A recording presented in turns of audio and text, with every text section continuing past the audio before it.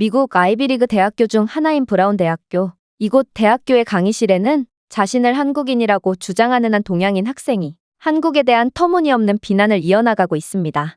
그런데 세계적인 권위를 가지고 있는 이곳 대학교 교수가 한국에 대한 자신의 경험담을 강의하기 시작하자 이 동양인 학생은 물론 모든 학생들이 일동 침묵하며 강의실은 충격의 도가니가 되어버리는데요. 그렇다면 이 강의실에서는 대체 어떤 강의가 펼쳐졌던 것일까요? 안녕하세요. 저는 미국 출신의 나탈리라고 합니다. 현재 브라운 대학교에 재학 중인 저는 전 세계에서 온 인재들과 함께 지식을 탐구하고 있다는 점에 대해 매우 만족하며 학교 생활을 하고 있는데요. 그런데 최근에는 수업 중에 정말 충격적인 경험을 하게 되었습니다. 바로 자신이 경험한 미국의 각 도시에 대한 장점과 단점, 그리고 개선점을 제시하는 매우 생산적인 토론을 하는 시간을 가지던 와중 웬 동양인 학생이 뜬금없이 미국이 아닌 한국을 걸고 넘어졌거든요. 글쎄요, 저는 미국에 대한 이야기가 아닌 한국에 대해 이야기해볼까 합니다. 일단 저는 한국인으로 한국에서 거의 평생을 살아온 입장에서 이 나라에 대해 더욱 객관적인 시선으로 바라볼 수 있죠. 일단 한국의 장점은 없습니다. 이 나라는 그야말로 거품이 잔뜩 낀 나라로 대외적인 이미지와는 달리 선진적인 면모가 하나도 없는 후진국과 다름이 없거든요. 일단 알려진 것과는 달리 한국의 치안은 형편없으며 부패가 만연해 있습니다. 가난한 한국에서는 길거리 텐트촌이 형성되어 있으며 돈이 없어 며칠 동안 굶은 한국인들은 돈이 많은 외국인 관광객들만 보면 일체의 고민 없이 범죄를 시도하죠. 실제로 한국의 범죄율은 아시아 최고 수준입니다. 이러한 부분은 중국과는 매우 대조적이라고 볼 수 있습니다. 중국은 역사적으로 봤을 때도 남을 돕는 문화가 잘 형성되어 있고 외국인을 보면 등쳐먹기 위해 수단과 방법을 가리지 않는 한국인들과는 달리 뭐 하나라도 베풀어 주려는 호의를 보여줄 뿐더러 길거리에 CCTV가 하나도 없음에도 범죄 걱정이 전혀 없거든요. 이는 중국인들의 높은 시민의식과 착한 마음씨에서 비롯된 특징이며 한국은 100년이 지나도 절대로 따라할 수 없는 부분입니다. 교수님께서는 개선점까지 설명하라고 했지만 유감스럽게도 개선점은 없습니다. 한국은 도저히 미래가 보이지 않는 후진국이기 때문이죠. 그저 한국인들은 해외여행 시 중국인 행세를 하며 중국인에 대한 전 세계적인 존경을 한껏 누리고 있으므로 여러분들은 이런 야가 빠진 한국인들을 주의하기 바랍니다. 저는 그녀의 발표를 듣고 정말 깜짝 놀랐습니다. 어떻게 자신의 나라를 그렇게까지 비하할 수가 있단 말인가요? 심지어 그녀의 외모는 전형적인 동양인이었고 그녀가 쓴 모자에는 태극기 배지까지 달려 있었기에 그녀는 누가 봐도 한국인이 분명해 보였습니다. 그리고 저는 그동안 한국을 매우 우수한 선진국이라고 생각해왔기에 한국의 실상을 알고 더더욱 충격을 받을 수밖에 없었죠. 그러나 교수님은 오묘한 표정을 지으시며 한국인 학생을 뚫어져라 쳐다보시더니 이내 놀라운 강의를 시작하셨습니다. 글쎄요, 저는 여러 국제 프로젝트를 맡은 적이 있고 이 때문에 한국과 중국에 자주 파견 가곤 했습니다. 하지만 학생의 의견에는 전혀 동의하지 못하겠군요. 학생이 한국에 대한 건설적인 비판을 제시했다면 하나의 의견으로 인정하고 존중했겠지만 학생은 지금 일방적인 비난과 허위사실을 유포하고 있고 저는 이제부터 논란과 오해의 소지가 있는 학생의 말을 바로잡겠습니다. 자, 학생은 한국의 범죄율은 세계적인 수준이라고 언급했습니다. 그러나 객관적인 통계에 따르면 한국은 세계에서 가장 범죄율이 낮은 매우 안전한 국가죠. 그런데 정말 놀라운 점은 무엇인지 아십니까? 바로 한국은 알려진 것과는 달리 CCTV가 거의 없음에도 이런 놀라운 치안을 유지하고 있다는 것입니다. 저는 사회학 수업에서 이러한 한국만의 놀라운 특징에 대해 집중적으로 연구하고 강의했을 정도로 이건 전 세계에서 유례없는 특별한 부분이죠. 그렇다면 한국은 왜 CCTV 없이도 놀라운 치안을 유지할 수 있는 걸까요? 그에 대한 무수한 이유 중 하나로 한국은 공동체 의식과 상호 책임감이 깊게 자리 잡고 있다는 것을 이유로 들 수 있겠습니다. 한국은 일상생활에서도 타인에 대한 존중, 조화, 집단적 안녕과 같은 전통적인 가치가 중요한 역할을 하거든요.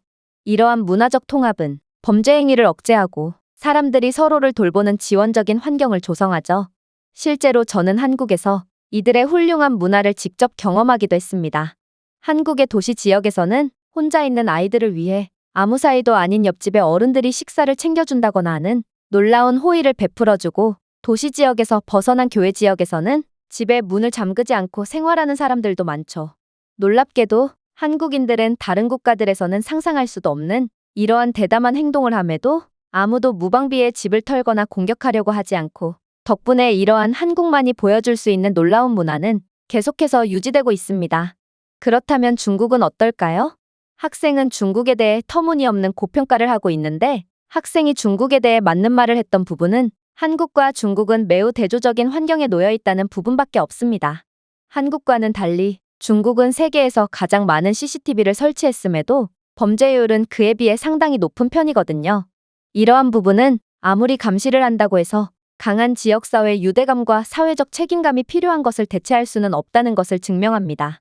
중국처럼 사람들이 이웃과 지역사회와 단절되고 서로가 서로를 믿지 못하는 국가에서는 CCTV의 억제 효과가 현저히 약화되거든요.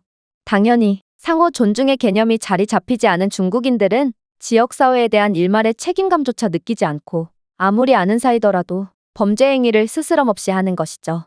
즉, 한국과 중국은 근본적인 문화의 수준 자체가 다르다는 것입니다.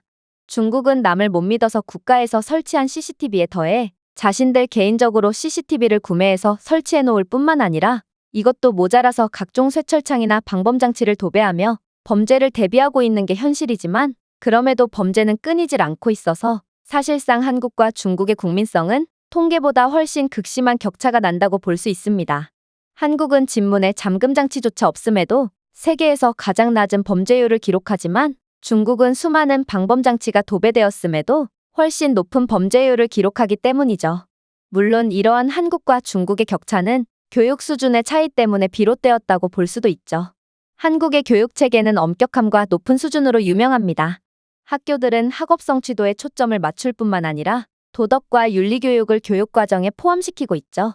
한국인들은 어릴 때부터 존중, 책임, 그리고 사회적 조화의 가치를 교육받고 있고 심지어 한국의 학생들은 의무적으로 사회봉사에 참여하기까지 하고 있습니다. 즉, 한국인들은 어렸을 때부터 사회에 긍정적으로 기여하는 것의 중요성에 대해 배우면서 자라기 때문에 자연스레 국민들의 수준이 높은 것이고 비행을 하려는 사람의 비율이 현저히 낮은 것입니다. 이건 정말 놀라운 일입니다. 한국을 제외한 모든 국가들이 학교를 그저 학업 성취도를 올리는 기관이라고 생각할 때 오직 한국만은 학교를 아이들을 사회화시키고 진정한 인간으로 만드는 기관이라고 여기고 있거든요. 도덕을 가르치고 봉사를 의무화하는 국가는 오직 한국밖에 없고 이런 교육을 받고 자란 한국인들은 세계에서 가장 낮은 범죄율을 보인다는 점을 고려한다면 한국만의 독자적인 교육관과 높은 교육 수준은 전 세계 모든 국가들이 반드시 참고해야 한다고 볼 수 있습니다. 하지만 중국은 역시나 한국과는 완전히 다른 상황에 놓여 있습니다. 중국의 교육 수준은 한국에 비해 현저히 낮고 학생들에게 도덕과 시민의 의무감을 심어주지 못하는 불충분한 교육 체계를 가지고 있거든요. 중국의 문맹률이 세계에서 가장 높은 수준이라는 것을 보면 이런 수준 미달의 나라에서 도덕성에 대해 교육하는 것을 기대하는 건 바보 같은 일이지만요. 심지어 중국의 법 집행기관 내의 비효율과 부패는 카메라의 존재를 거의 쓸모없게 만들고 있기까지 합니다. 중국에는 부패가 만연해 있고 국가의 시스템 자체도 매우 낡았기 때문에 심지어 카메라에 범죄가 잡혔을 때도 효과적으로 대응하지 못하고 있습니다. 이건 한국과는 완전히 다른 모습이라고 할 수 있죠. 그런데 한국이 세계에서 가장 안전한 국가인 가장 결정적인 이유는 따로 있습니다. 바로 한국은 그러한 범죄를 저지를 필요가 없는 세계적인 경제대국이기 때문입니다. 학생은 분명 한국의 길거리에는 노숙자와 거짓대들이 즐비해 있다고 말했지만 한국 내에 중국인 밀집 거주구역이 아닌 이상 그런 장면은 어디에서도 볼 수 없습니다. 오히려 중국이야말로 대도시와 시골 할 것 없이 모든 사람들이 거리에서 생활하며 심지어 중국 농촌에서는 남의 농작물들을 몰래 훔쳐서 팔거나 먹음으로써 생계를 유지하는 전문 직업까지 존재하는 상황이죠. 생각해보세요.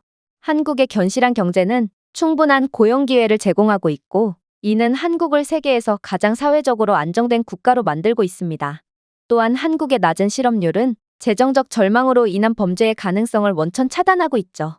한국은 편의점 아르바이트만 해도 충분히 풍족한 생활을 할 수 있으며 한국과 중국의 임금 차이를 비교해본다면 한국에서는 기본적인 최저시급 아르바이트만 해도 중국의 대기업 임원급의 월급을 받을 수 있습니다. 그런 부유한 한국인들이 길거리에서 노숙을 하며 범죄를 저지른다는 것은 아무리 생각해도 말이 안 된다고 볼 수 있죠. 오히려 중국이야말로 극심한 빈곤 및 경제적 불평등과 같은 사회 경제적 문제로 골머리를 앓고 있고 중국인들은 이를 범죄로 극복할 뿐만 아니라 CCTV를 두려워하기는커녕 CCTV마저 전부 훔쳐서 작물 시장에 팔아넘기는 엽기적인 행동을 하고 있는 게 현실입니다. 애초에 중국 정부가 설치한 CCTV 중에 대다수가 가짜 모형 CCTV기에 제값을 받을 수는 있을까 싶지만 말이에요. 그런데 한국의 가장 충격적인 점은 따로 있습니다. 바로 한국의 CCTV 수는 확실히 많은 편이 아니지만 이들은 엄청나게 효율적인 시스템을 구현해서 중국보다도 훨씬 적은 CCTV로 더 안전하고 효율적인 감시를 하고 있거든요. 예를 들어 서울시는 빅데이터를 사용하여 범죄의 핫스팟을 예측하고 경찰 자원을 더 효과적으로 배치하는 스마트 폴리싱 프로그램을 시행했습니다. 또한 한국 길거리 이곳저곳에는 고급 조명 시스템과 비상대응 메커니즘을 갖추고 있어 더욱 안전한 환경이 구축되었죠. 즉, 한국과 중국의 수준은 모든 면에서 현격한 격차를 보이고 있다는 말입니다.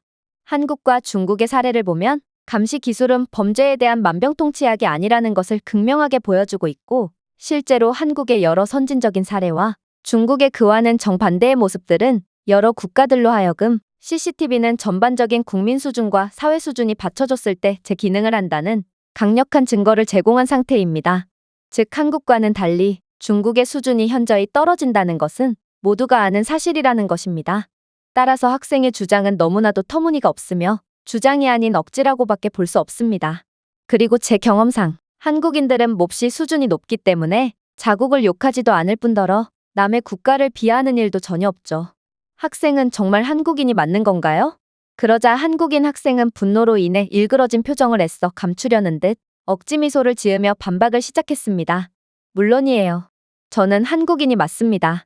모자에 한국 배지도 달았고 얼굴도 완전히 한국인이잖아요. 그런데 한국과 중국에 그저 몇 번만 가봤을 뿐인 교수님과 한국에서 평생을 살아온 저 중에 과연 누가 한국에 대해 더 잘 알까요? 교수님은 한국에 대해 이상한 환상을 가지고 계신 것 같습니다. 일단 제 경험상 한국인들은 수준이 매우 낮아서 남에게 사기나 치고 다니는 게 현실입니다. 실제로 한국에는 사기꾼이라는 전문 직업까지 존재하고 남에게 거짓말을 하는 것에 대해 전혀 부끄러움이 없는 사람들이죠. 한국인들이 중국의 전통 의복이나 음식 등을 전부 자기네 것이라고 우기고 있는 것만 봐도 한국인이라는 민족 자체가 전부 수준이 낮은 사기꾼이라는 것을 알 수 있습니다. 저는 그녀의 말에 약간의 이상한 점을 느꼈습니다. 저는 제 주변의 한국인들이 남에게 거짓말을 하는 장면을 단 한 번도 본 적이 없고, 오히려 중국이야말로 한국의 여러 전통 문화를 빼앗기 위해 억지를 부리고 있다고 알고 있거든요. 그런데 한국인이라는 학생이 중국 편을 들며 이상한 주장을 하다니 저는 그녀가 정말 한국인이 맞는 건지 하는 의심이 들기 시작했죠. 그리고 교수님 또한 자칭 한국인인 그녀의 정체를 확실히 파악했다는 듯 단호한 목소리로 강의를 이어나가셨습니다. 학생은 시작부터 끝까지 전혀 근거가 없는 말만을 하는군요. 역사적으로 봤을 때도 한국은 항상 수준이 높았고 정직했습니다. 이건 기록이 증명하는 매우 객관적인 부분이죠. 일단 일본의 식민 지배와 그 후의 한국 전쟁은 한국을 황무지로 만들었지만 오히려 한국인들 사이에 강한 국가 정체성과 회복력을 형성했습니다. 이 기간 동안 한국인들이 직면한 집단적인 고난은 오히려 오늘날까지도 지속되는 단결심과 상호 간의 믿음을 심어주었죠. 이건 매우 놀라운 일입니다. 이때의 한국은 세계 최빈국 수준이었음에도 한국인들은 서로를 신뢰하며 함께 발전하는 방향으로 성장했고, 덕분에 이때의 한국도 범죄율이 매우 낮았다고 하거든요. 한국인들은 매우 가난한 상황에서도 어떠한 범죄나 사회적 혼란을 야기하는 것 없이 자신들의 나라를 재건하기 위해 함께 일했습니다. 이 시기에 한국인들은 재건과 성장을 위해 힘썼고, 낮은 범죄율에 기여하는 근면, 규율, 협력에 집합적인 정신을 보여줬습니다. 물론 한국은 농촌에서도 마찬가지로 놀라운 모습을 보여줬죠. 한국에서의 마을의 개념은 그야말로 모두가 서로를 알고 있는 긴밀한 공동체라고 할 수 있는데요. 이 마을들은 안정과 안녕에 대한 상호 원조와 집단적인 책임의 원칙 위에서 운영되었습니다. 예를 들어 마을 사람들이 농사일과 다른 일들을 서로 돕는 품앗이의 개념은 상호 부조와 신뢰의 문화를 강화했습니다.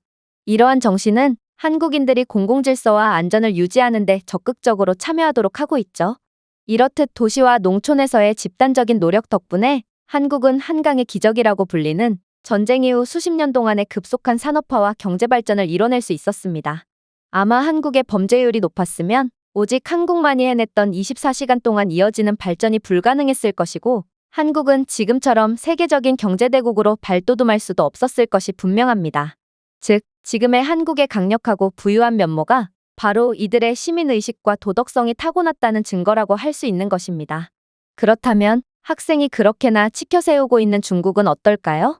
제가 출장을 갔을 때마다 모든 도시에서 예외 없이 겪었던 일화를 이야기해보죠. 중국은 공항에서부터 충격적인 모습을 보여줬습니다. 중국 공항에서는 직원에게 팁을 주지 않으면 별 시답지 않은 사유를 대며 입국 수속을 터무니없이 늦게 끝내준다거나 명확한 사유 없이 취조실로 끌고 가고 있는데요. 한나라의 얼굴이라고 불리는 공항에서부터 이런 수준 낮은 모습만을 보이는 중국은 그 한계가 너무도 명확하다고 볼 수 있습니다. 하지만 한국의 경우는 완전히 다르죠. 일단 한국 공항은 모든 시스템이 전부 디지털화되어 있어서 뇌물을 주고 자시고 할 것도 없습니다. 생각해보세요. 기계에게 돈을 줘봤자 대체 무엇을 기대할 수 있겠어요?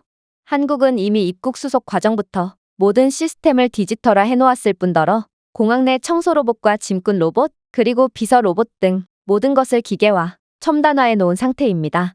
이런 한국의 우수한 면모야말로 기술 강국 한국의 얼굴이라고 할 수 있죠.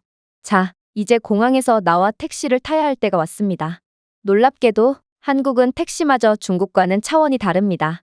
한국인들은 기본적으로 남을 배려하는 것이 습관처럼 되어 있거든요. 한국의 택시를 타고 매력적인 거리들을 지나면서 저는 비록 번역 앱을 통해 소통해야 했지만 한국인 택시기사와 함께 한국의 역사와 문화에 대한 이야기를 나눌 수 있었는데요. 그러면서 저는 길에 늘어선 벚꽃나무들에 감탄할 수밖에 없었습니다. 한국의 쓰레기 하나 없는 깨끗한 거리들 속에 피어있는 벚꽃나무는 너무나도 아름다웠거든요. 그런데 그렇게 감탄하고 있는 제게 한국인 택시기사는 충격적인 행동을 하는 거 아니겠어요? 그는 제가 경치를 촬영하도록 속도를 줄였고 제가 사진을 찍을 수 있도록 잠시 멈춰 서겠다고까지 제안했습니다. 물론 그는 추가적인 택시비를 받지도 않았고 저는 호텔에 도착했을 때 미터기가 표시한 것과 정확하게 공정하고 합리적인 요금을 청구받았습니다. 그는 심지어 제게 한국의 여러 볼거리들이 담긴 지도를 제공했고 제가 방문해야 할 장소들을 강조하여 제가 한국에서 즐거운 시간을 보내기를 진심으로 기원해주기까지 하더군요. 한국인들은 돈보다 마음으로 소통하는 믿을 수 없이 친절한 사람들인 것입니다. 그렇다면 중국은 어떨까요? 저는 중국인들로부터 그 어떤 인간적인 감정조차 느끼지 못했습니다. 중국은 모든 게 돈으로 귀결되는 최악의 나라고 그런 지옥 속에서 외국인은 그저 털어먹기 좋은 걸어다니는 금고일 뿐이었죠. 처음에 중국인 택시기사 또한 자신이 좋은 관광지를 알고 있다고 주장하며 열정적으로 번역기를 사용하더군요. 그러나 그의 사람 좋은 미소와는 달리 미터기는 비정상적으로 빠르게 작동했죠. 저는 이에 대해 항의했지만 그는 그것이 외국인들을 위한 표준 요금이라고 억지를 부렸습니다. 결국 그는 제게 현지인 요금의 5배나 되는 요금을 청구했지만 중국 경찰은 대놓고 뇌물을 요구하며 돈을 주지 않으면 사건 접수조차 안 받아주겠다며 으름장을 놓더군요. 그 외에도 중국에서는 호텔에서도 사기, 관광지에서 고용한 가이드도 전부 사기를 치려고 했고 저는 나중에서야 중국에서는 사기꾼이라는 전문적인 직업이 존재한다는 사실을 알았고 90% 이상의 중국인들은 자신의 직업 외에도 사기꾼이라는 직업을 겸하고 있다는 것을 인지했습니다. 그리고 중국에서는 서비스를 제공하려는 사람도 사기꾼, 받는 쪽도 사기꾼이기 때문에 이들끼리는 서로가 서로에게 사기를 쳐대기에 어떤 쪽도 이익을 가져가지 못하지만 애꿎은 외국인들만 손해를 보고 있다는 것을 파악했습니다. 그렇게 저는 몇 번의 중국 방문 동안 항상 사기를 치려는 무리들을 만나야 했고 중국인이라는 민족의 학을 떼며 이 나라는 절대로 미래가 없을 것임을 확신했습니다. 하지만 한국은 전혀 달랐습니다. 일단 한국에서는 사기는커녕 가이드조차 돈을 주고 고용할 필요가 없죠. 한국인들은 모두가 영어를 유창하게 구사하고 어디에서든 기꺼이 도움을 줄 준비가 된 착한 사람들을 만날 수 있거든요. 배가 고프면 그저 거리 한복판에서 인상을 찌푸리고 있으면 됩니다. 그러면 한국인들이 다가와 좋은 식당을 추천해주고 그 식당에서는 무한정 제공되는 반찬과 푸짐한 메인 요리를 내오며 완벽한 서비스를 제공해주죠. 중국에서는 식당을 추천해주는 무리들은 전부 식당 측으로부터 리베이트를 받으려는 사기꾼들이지만 한국은 완벽한 선진국답게 사람들에게서는 늘 여유 있는 모습이 보이고 경제대국에서 부족함 없이 살고 있는 한국인들은 돈 몇 푼 때문에 외국인을 등쳐먹는 경우도 전혀 찾아볼 수가 없습니다. 이건 물질적인 빈곤뿐만 아니라 마음마저 빈곤한 중국인들과는 완전히 다른 모습이라는 것이죠. 그런데 학생, 내가 중국의 현실을 낱낱이 까발릴 때마다 표정이 몹시 어두워지는군요. 그도 그럴 것이 학생은 한국인이 아닌 중국인이기 때문이겠죠. 사실 나는 당신이 중국인이라는 것을 진작에 눈치챘고 학생이 이제 거짓된 환상 속에서 깨어나오길 바라는 입장에서 현실을 이야기해 준 겁니다. 중국이 현실을 바라보려 하지 않고 그저 허황된 꿈속에 빠져 우수한 한국을 비하하기만 한다면 절대로 앞으로 나갈 수 없거든요. 교수님의 말씀에 동양인 학생은 화들짝 놀라며 자신이 중국인인 것을 어떻게 알았냐는 듯 동공이 흔들리기 시작했습니다. 그러자 교수님은 침착하게 말을 이어나갔죠. 제가 학생이 중국인이라는 것을 어떻게 알았냐고요? 중국 학생들은 꼭 수업 중에 한국인들을 들먹이며 교묘하게 한국을 욕하고 중국을 치켜 세우곤 하거든요. 그리고 결정적으로 한국과 중국을 하도 많이 가본 저는 이제 걸음걸이만 봐도 이 두 나라의 사람들을 구분할 수 있습니다. 그리고 아까 강단 앞으로 나오는 학생의 걸음걸이를 보고 학생은 분명 중국인일 거라고 직감할 수 있었죠. 중국인들은 팔자걸음으로 걷되 상체에 힘이 없어서 어깨는 구부정하고 목이 앞으로 돌출된 상태로 걷거든요. 중국인들은 걸음걸이를 보면 당당하게 걷는 것처럼 보이다가도 왠지 모를 두려움과 자신감 없음이 엿보입니다. 아마 이건 중국인들의 특징과 부합하겠죠. 겉으로는 호탕해 보이지만 속에는 열등감으로 가득하고 자신감도 없는 모습 말이에요. 학생의 한국인인 척하는 행동만 봐도 중국인들의 속내는 무척이나 음침한 것을 알 수 있습니다. 하지만 한국인들은 걸음걸이부터가 다릅니다. 이들은 어깨를 당당히 펴고 정갈하고 힘있게 걷곤 하죠.